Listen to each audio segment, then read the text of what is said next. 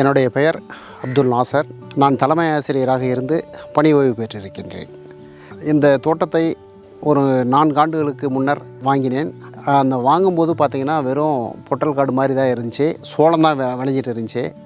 சரி, ஒரு நல்ல சீர்திருத்தம் பண்ண ஒரு நிலமாக இருக்கணும் அப்படின்ற எண்ணத்தில் சீர்திருத்தம் பண்ணிவிட்டு தண்ணி பாய்ச்சணுமே அப்படின்ற எண்ணத்தில் யூடியூப்லேயும் நண்பர்கள்கிட்டையும் நான் விசாரிக்கும்போது நிறைய பேர் மொபிடெக்கை பற்றி ஒரு நல்ல அபிப்பிராயம் சொன்னாங்க.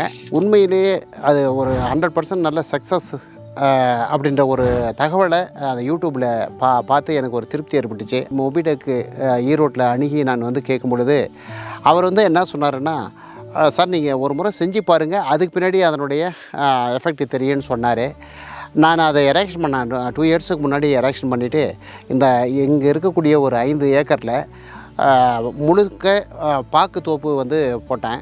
பாக்கு தோப்பு போட்டுட்டு மொபிடெக்கை எரெக்ஷன் பண்ணிவிட்டு வீட்டில் இருந்தோ அல்லது சென்னையில் இருந்தாலோ மும்பையில் இருந்தாலோ எங்கே இருந்தாலும் சரி அந்த மொபிடெக்கை ஆன் பண்ணும் பொழுது மிக சிறப்பாக செயல்பட்டுச்சு. உண்மையிலேயே எனக்கு 100% எனக்கு மன திருப்தி இந்த மொபிடெக்கு போட்ட வகையில். ஏன்னு கேட்டோம்னா, இங்கே ஆள் பராமரிப்பு செய்வதற்கு இங்கே முன்னாடி இருக்கணுன்ற அவசியமே இல்லை. நாங்கள் இங்கே வர வேண்டிய அவசியமே இல்லை. உண்மையிலேயே காடு கிஃப்ட்டு தான் மொபிடெக்கு எனக்கு கிடைச்சது.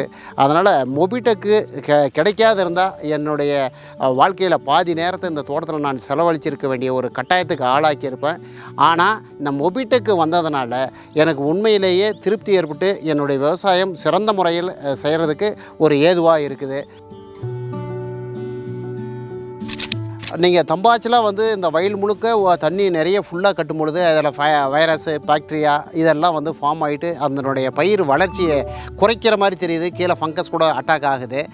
அது இல்லாமல் இந்த மொபிடெக்கு போட்டதுனால ஒரு 20 நிமிடம் அல்லது ஒரு அரை மணி நேரம் அந்த மாதிரி தண்ணி விடும்பொழுது என்ன ஆகுதுன்னா, அது அந்த செடிக்கு தேவையான அளவு மட்டும் தண்ணி கிடைக்குது. அப்படி கிடைக்கும்போது என்ன ஆகுதுன்னா, அதனுடைய வளர்ச்சி ஒரே சீராக அருமையாக வளர்ச்சி நல்லா இருக்குது. அந்த வளர்ச்சியில் தான் அந்த தோட்டத்தில் நான் வாழை நட்டேன்.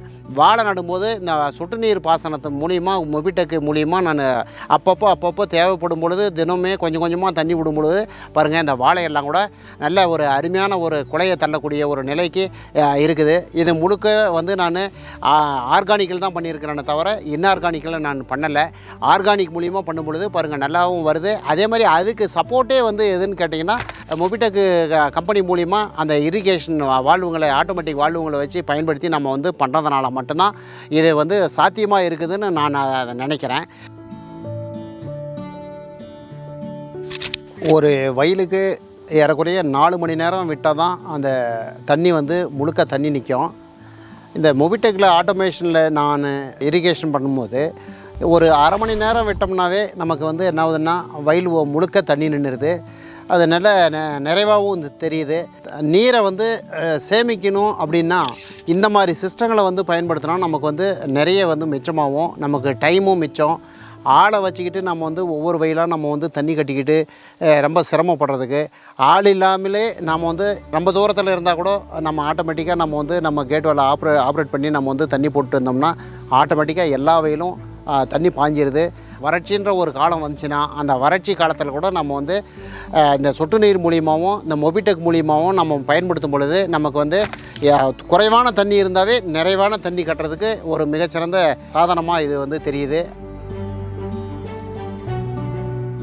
நிறைய விவசாயிகளுக்கு நான் இதை மொபிடெக் நீங்கள் போடுங்க அப்படின்ட்டு நான் சொல்லுவேன். ஏன்னு கேட்டிங்கன்னா, நேரம் மிச்சம், உங்களுக்கு நீர் மிச்சம், குறைந்த செலவுலேயே மிகச்சிறந்த திருப்தியான ஒரு பாசனத்தை செய்யக்கூடிய ஒரு நல்ல ஒரு தன்மையாக தெரியுது அப்படின்றதையும் நான் விளக்கி சொல்லியிருக்கிறேன். வாழ்க்கையில் ஒரு முறையாவது நீங்கள் யூஸ் பண்ணி பார்த்துட்டிங்கன்னா எப்பயுமே நீங்கள் மொபிடெக்கை விடவே மாட்டீங்க.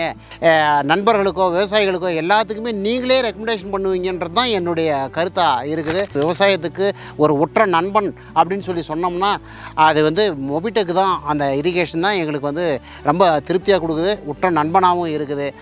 அந்த மொபிடெக் கம்பெனிக்கு, மொபிடெக்கு அந்த சர்வீஸுக்கு நான் மீண்டும் தலைவணங்கி நன்றி கூறுவதற்கு கடமைப்பட்டு இருக்கிறேன். நன்றி, வணக்கம்.